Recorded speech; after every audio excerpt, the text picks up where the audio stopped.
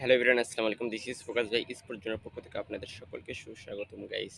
Shellfish captain হচ্ছে মেহেদী হাসান মিরাজ। বাংলাদেশের বর্তমান যে ওডিআই ক্যাপ্টেন মেহেদী হাসান মিরাজ একদম শেলফিশ ক্যাপ্টেন। সে নিজের জন্য বা নিজের অর্জন বা নিজের ব্যক্তিগত পারফরমেন্সের কারণে কিন্তু সে রিশাদ হোসেনকে কিন্তু সে বল করায় নাই। সে কিন্তু প্রতিনিয়ত ১০টা ওভার সে একমাত্র বলার যে ১০টা ওভার কমপ্লিট করছে, কিন্তু রিশাদ হোসেন মাত্র একটা ওভার বল করছে। তো একদম সে নিজের ব্যক্তিগত অর্জনের কারণে রিশাদ হোসেনকে নিয়ে আসে নাই।